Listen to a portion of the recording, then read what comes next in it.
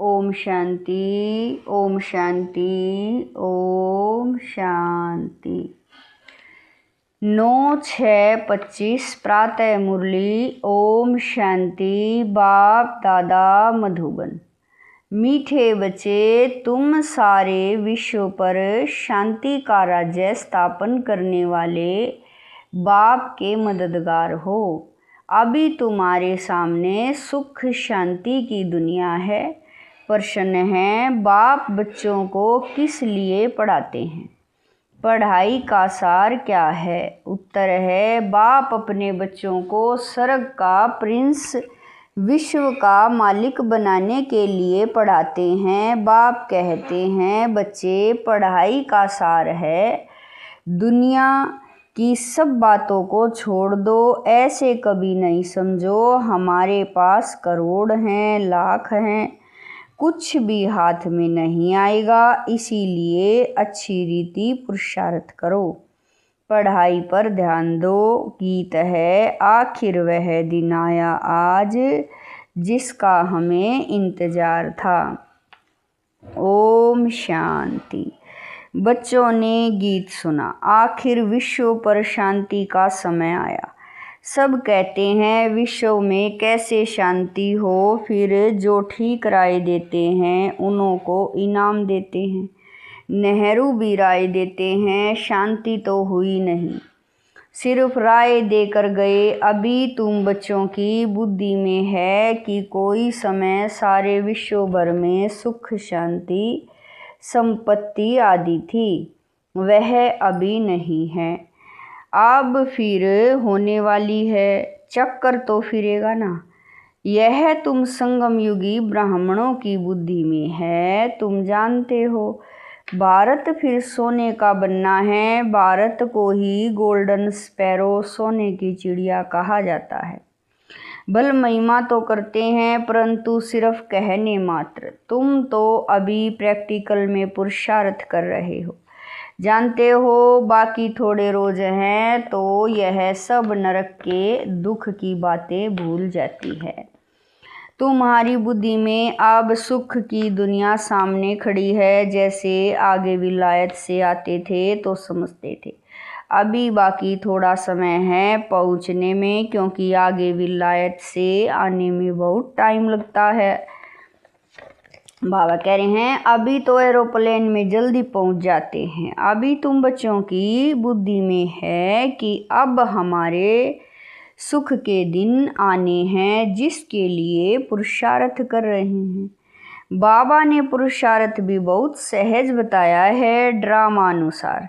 कल्प पहले माफिक, यह सर्टेन है। तुम देवता थे, देवताओं के कितने ढेर के ढेर मंदिर बन रहे हैं। बच्चे जानते हैं यह मंदिर आदि बनाकर क्या करेंगे, बाकी दिन कितने हैं। तुम बच्चे नॉलेज की अथॉरिटी हो। कहा भी जाता है परम पिता परमात्मा सर्वशक्तिमान ऑल माइटी अथॉरिटी है। तुम ज्ञान की अथॉरिटी हो, वह है भक्ति की अथॉरिटी। बाप को कहा जाता है ऑल माइटी अथॉरिटी। तुम बच्चे नंबरवार पुरुषार्थ अनुसार बन रहे हो। तुमको सृष्टि के आदि मध्य अंत का ज्ञान है। जानते हो हम पुरुषार्थ कर रहे हैं बाप से वर्षा पाने का। जो भक्ति की अथॉरिटी है वो सबको भक्ति ही सुनाते हैं।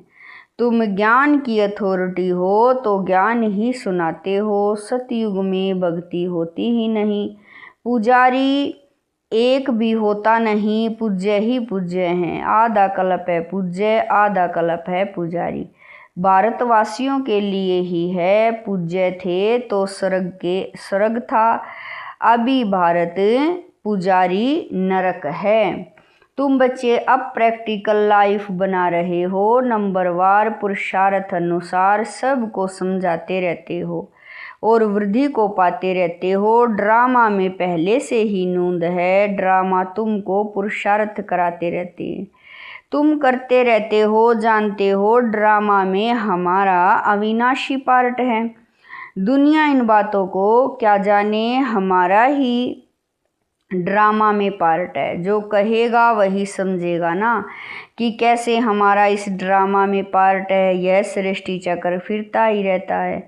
यह वर्ल्ड की हिस्ट्री ज्योग्राफी तुम्हारे सिवाय और कोई को मालूम नहीं। ऊंचे ते ऊंच कौन है दुनिया में कोई नहीं जानते हैं। ऋषि मुनि आदि भी कहते थे हम नहीं जानते।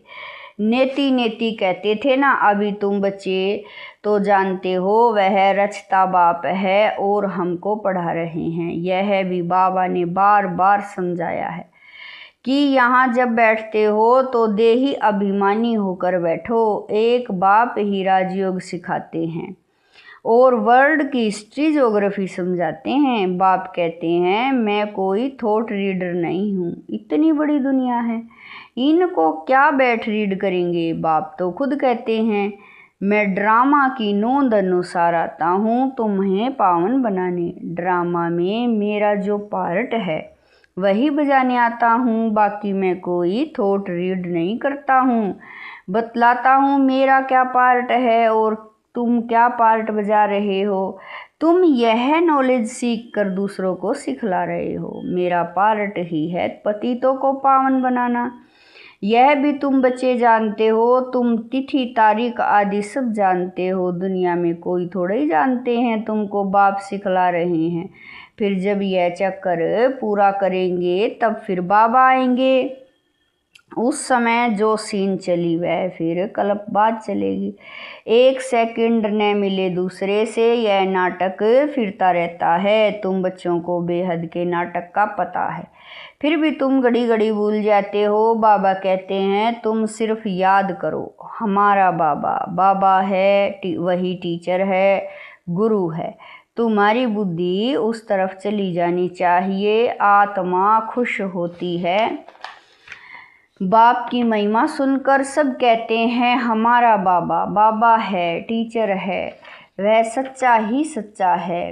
पढ़ाई भी सच्ची और पूरी है। उन मनुष्यों की पढ़ाई अधूरी है तो तुम बच्चों की बुद्धि में कितनी खुशी होनी चाहिए। बड़ा इम्तिहान पास करने वालों की बुद्धि में जास्ती खुशी रहती है। तुम कितना ऊंच पढ़ते हो तो कितनी कापारी खुशी होनी चाहिए। भगवान बाबा बेहद का बाप हमको पढ़ा रहे हैं। तुम्हारे रोमांच खड़े हो जाने चाहिए। वही एपिसोड रिपीट हो रहा है, सिवाय तुम्हारे किसी को पता नहीं है।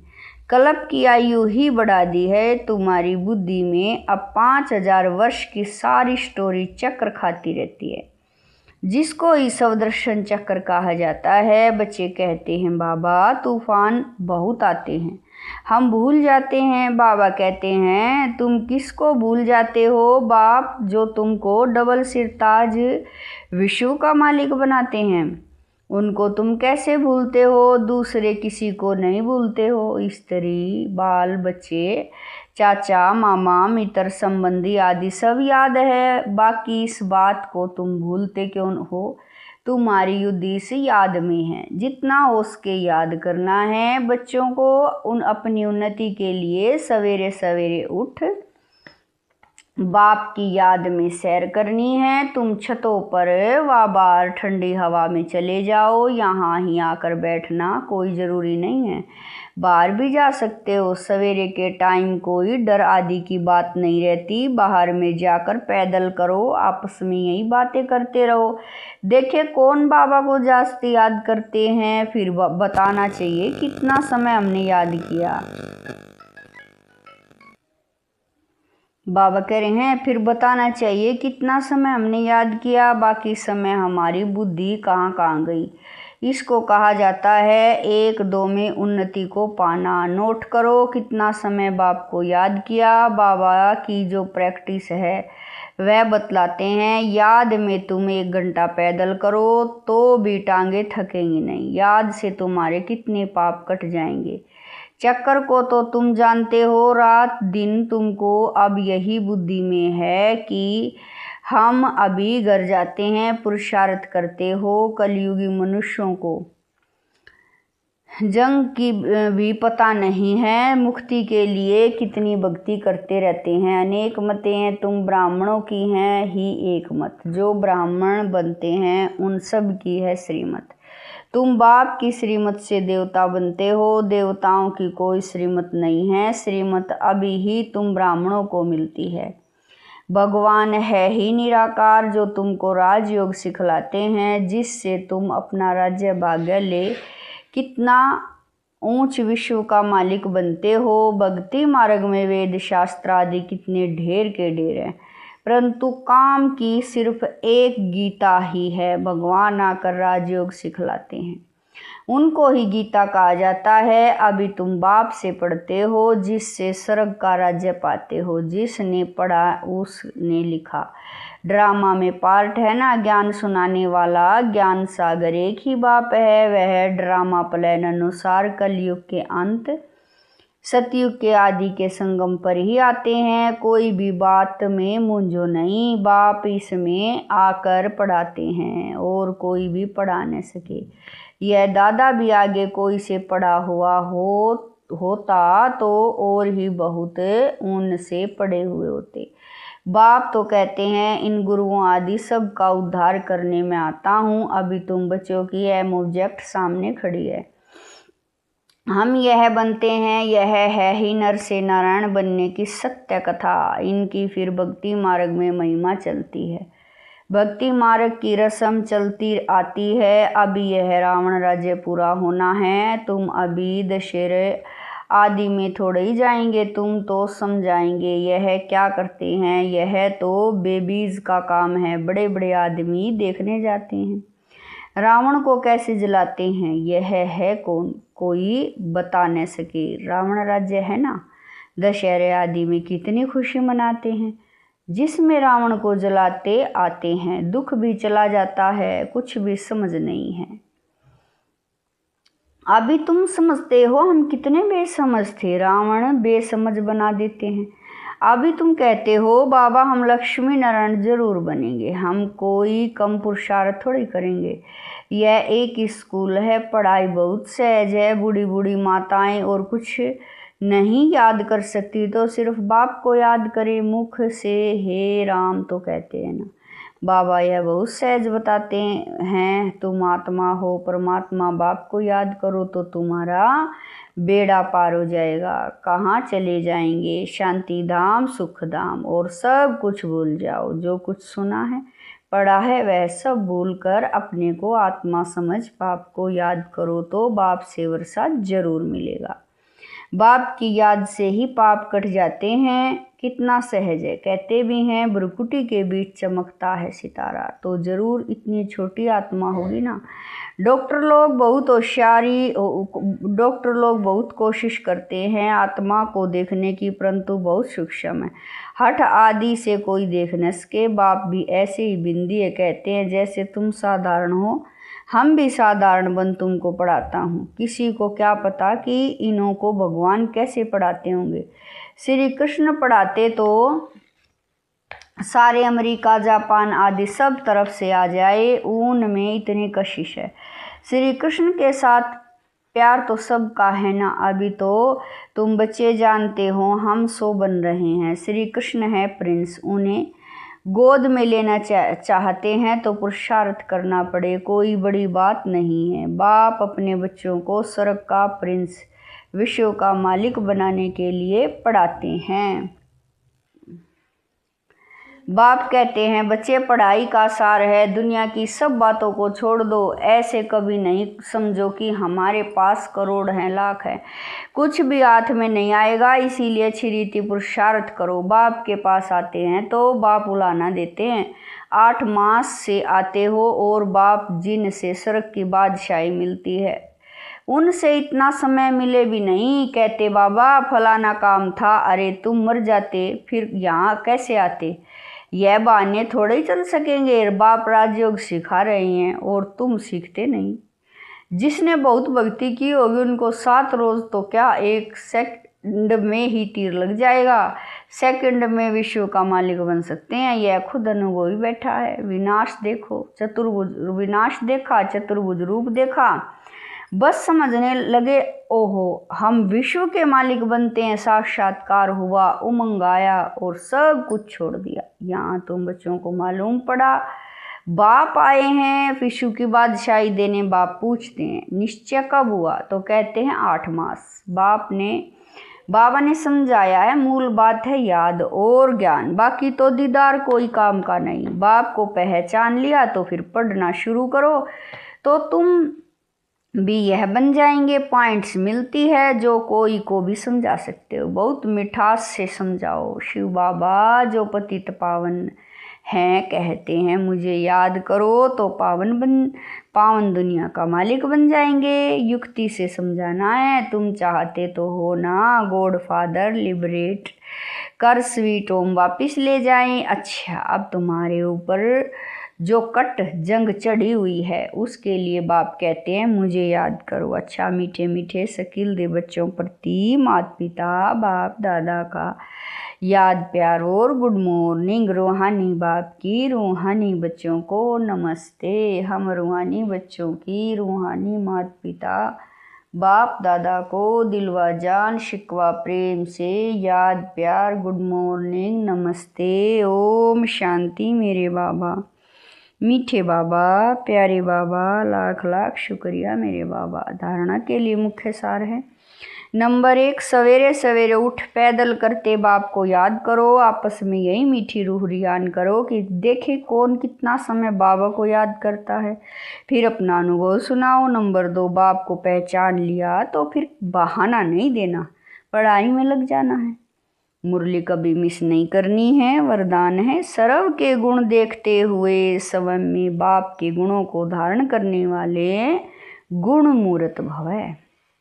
वरदान है सर्व के गुण देखते हुए स्वयं में बाप के गुणों को धारण करने वाले गुण मूर्त भव है।